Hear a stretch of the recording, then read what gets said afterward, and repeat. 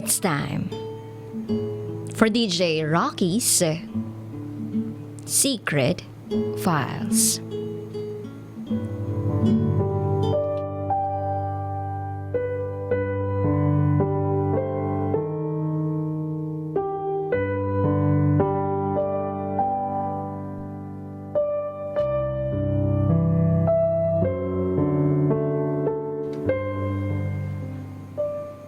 Tuwing maglalaba ako ng panty niya,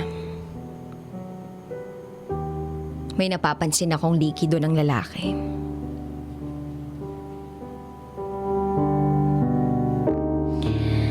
Hanggang saan kayang sukatin ang pagmamahal? Yan yung laging tanong ko sa sarili ko. Yung pakiramdam na alam mo na sa sarili mo ang nangyayari pero patuloy ka pa rin nagbubulag-bulagan. Hindi dahil matagal na kayo, pero dahil mahal mo siya. Mahal na mahal.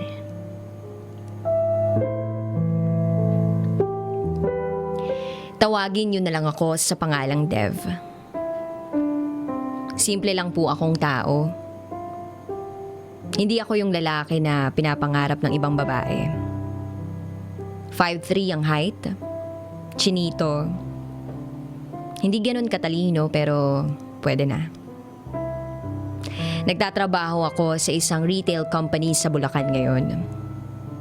Yung sahod? Pwede na para sa aming dalawa. Meron akong girlfriend ngayon. Long-time girlfriend. At live-in partner na rin. Si Anne. Si Anne, kabaligtaran ko siya. Maganda, matalino, chubby pero cute. Alam mo yung para kang laging nakikipagdigmaan dahil gusto mo siya. Kahit manager niya na ubod ng sungit, napapaamo niya. Siya yung tipo ng babae na mapagmahal. Magaling magluto. Laging may surprise kapag birthday. At talaga namang masasabi ko, future wife material talaga siya. Sobrang makwento niya. Kaya nga, lahat ng tao nagugustuhan siya. Sa totoo lang, hindi naman planado yung pagsasama namin eh. Biglaan. Maraming pagsubok, napakarami. Nagsimula kami sa isang bake shop. Baker ako, siya naman napakadaldal na kahera. Madaldal in a very smart way. Kahera na siya, pero gusto niya din mag-bake. At doon ko siya nagustuhan. Bukod sa maabilidad siya, maputi pa siya. Parang ang suntok sa buwan na magustuhan niya ako eh. Diyos ko, 4 na trainer namin may crush sa kanya. Feeling ko noon, hindi niya ako papansinin. And then, ilang buwan ang nakalipas, mga 3 buwan. Bigla akong naka-receive ng text message sa kanya. Magre-resign na daw siya. Ako yung tao na hindi pala load. Pero nung oras na yun, nagmadali akong mag-load para ma-replyan siya na wag siyang mag-re-resign. Kung magdo-dorm siya, sasamahan ko na lang siya. Nung gabi na yun, inaya ko siya sa isang fast food. Nakakahiya nga eh kasi fries at float lang yung nailibre ko sa kanya nun. Pero hindi siya nagpakita na na-turn off siya. Lagi lang siyang nakangiti sa akin. Nagpasalamat sa akin. Grabe. Ngiti pa lang niya, okay na ako. Ilang buwan pa ang nakalipas. Hanggang sa pasarado na yung bakery. Doon kasi ako natutulog para makatipid ng pamasahe. Para hindi na mababawasan yung ibibigay ko sa nanay ko. Nagulat na lang ako nang merong isang taong lasing na biglang tumadyak. Si Ann. Lasing. Tinadyakan niya yung roll up. Tapos biglang sabi niya, doon na daw siya matutulog. Para bang may problema siya. Kaya ako naman, pinapasok ko siya. Lasing na lasing siya noon. Bandang 1:00 ng madaling araw. Medyo hindi ko maintindihan yung nararamdaman ko. Alam mo yun, habang tinitingnan ko siya, parang meron akong konting pagnanasa sa kanya. Hanggang sa nagulat ako kasi nangyari na lahat. Ang saya. Ang saya-saya. Kasi yung dati kong pinapangarap, akin na. Akin na nga ba?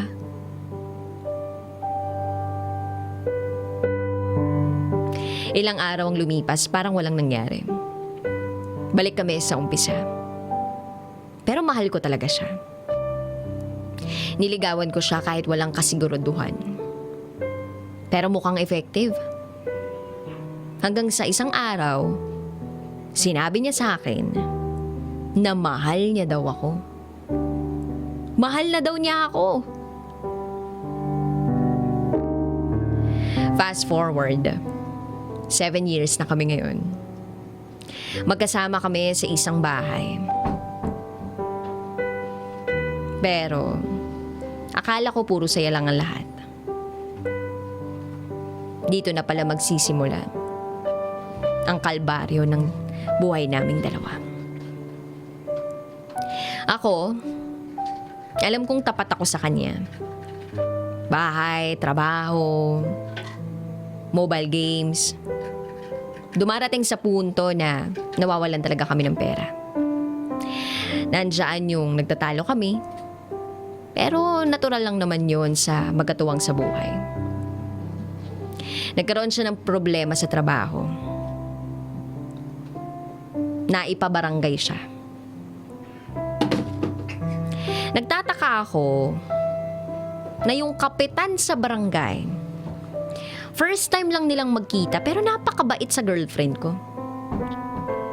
Wala naman sa akin yun, baka matulungin lang talaga si Kap. Lumipas ang mga buwan. Wala nang trabaho ang girlfriend ko. Ako na lang ang kumakayod. Mahirap. Kasi sa totoo lang, mas malaki ang sweldo niya sa akin noon. Ilang gabi at araw ang lumipas. Napapansin ko na parang may kakaiba sa relasyon namin. Ang girlfriend ko laging nakatalikod sa akin kapag natutulog. Niyayakap ko siya pero wala lang. Ako naman iniisip ko baka may toyo lang siya. Pero hindi eh. Hindi. Ilang araw at buwan, malamig pa rin siya sa akin.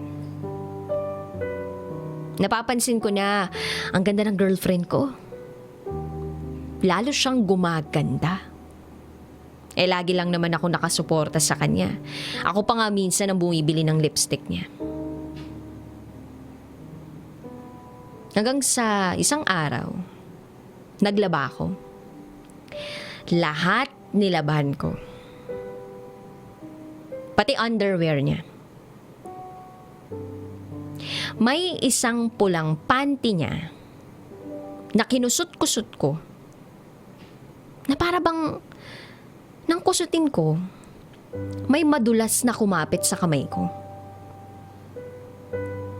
Puti. Madulas.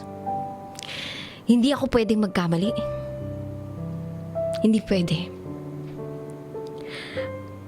Galing yun sa lalaki. Likido ng lalaki. Ilang buwan nang walang nangyayari sa amin kaya imposibleng sa akin yun.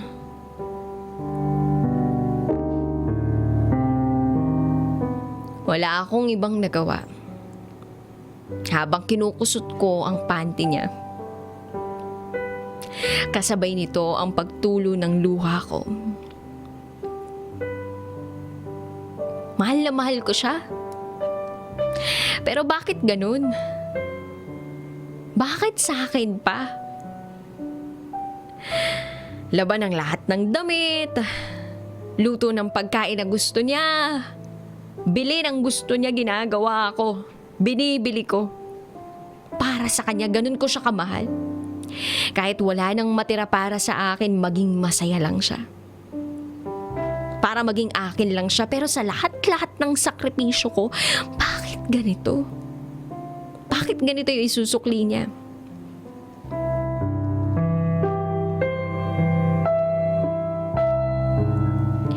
Pag uwi niya, 11 p.m. yun. Pinaghain ko siya. Sabi ko pa nga, "Mahal, gusto mo ba ng juice? Nagluto ako ng paborito mo." Ngumiti lang siya sa akin. Hanggang sa matutulog na kami, sabi ko sa kanya, "Mahal na mahal kita, mahal ko. Mamasahihin kita para mas masarap ang tulog mo." Hanggang sa nakatulog na siya. After nun, natulala ako sa kanya.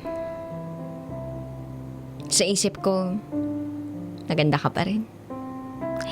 Ikaw pa rin yung taong minamahal ko.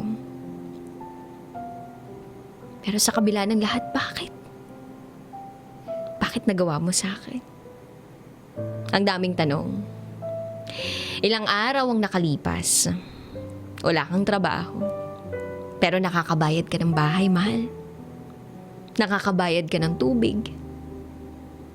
Nakakabayad ka ng kuryente. Ayokong magtanong sa'yo, mahal ko. Isang araw naliligo ka nun. Nag-ring yung cellphone mo. Hindi nasagot yung tawag. Pero nakita ko may message. Nabasa ko ang text ni Cap. Ang sabi, "San ka? Kita tayo. Doon sa dati." Sa dati? Ibig sabihin, maraming beses na kayong nagkita. Mahal ko, bakit? Kulang pa ba ako? Lahat naman ginagawa ko. Lahat naman binibigay ko. Hanggang kaya ko. Pero bakit? Nakita mo ako umiiyak. Tinanong mo ako bakit. Sabi ko na lang, napuwing ako. Ayoko kasing mag-isip ka pa. Yung sakit, akin na lang yun. Kahit napakasakit na. Kahit bawat halik mo malamig na. Kahit ang mga yakap mo pilit na. Mahal na mahal pa rin kita. Higit pa sa sobra. Higit pa sa lahat.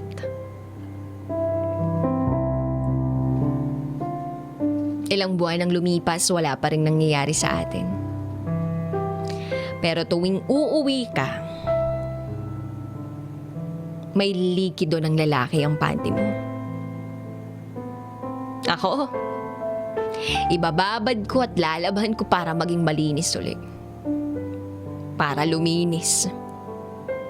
Ganun pa rin ako sa'yo, hindi pa rin ako nagbabago.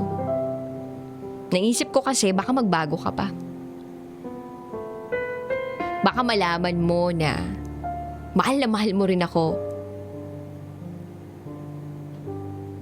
Baka panandalian lang yung pagkaligaw mo.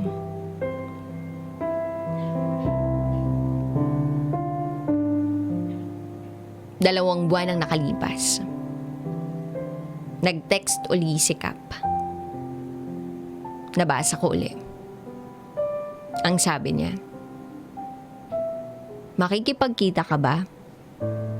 O ipapaalam ko sa kinakasama mong may nangyayari sa atin?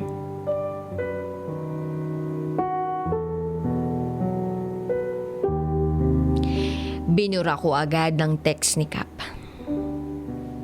Ilang araw nang wala sa sarili ang girlfriend ko. Kinuha ko ang number ni Cap. Binali ko ang SIM card ng girlfriend ko. Kasi hindi ko kayang nakikita siyang ganun. Kinausap ko siya, sinabi kong alam ko na ang lahat. Alam na alam. Tumingin lang siya sa akin, lumuluha na ayaw gumawa ng ingay. Ako, hindi ko rin mapigilan. Hindi ko mapigilan yung pag-agos ng luha ko. Sinabi ko sa kanya na hinihintay ko siya. Hinihintay ko lang na lumiwanag yung isip at mata niya para makita niya na nandito lang ako. Hindi lang bilang asawa at boyfriend. Bilang best friend. Sa gitna ng iyakan namin dalawa, sorry lang siya ng sorry.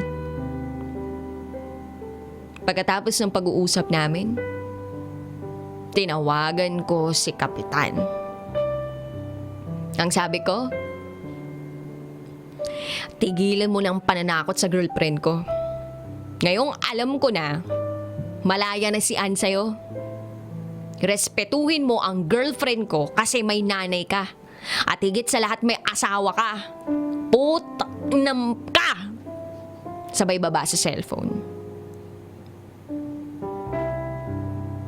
Gumaan yung pakiramdam ko. Pagkatapos kong gawin yun, sobrang gaan ng pakiramdam ko. Ngayon, nagsasama kami ng maayos ng girlfriend ko. Bumalik na siya sa dati niyang sigla. Sabi niya nga,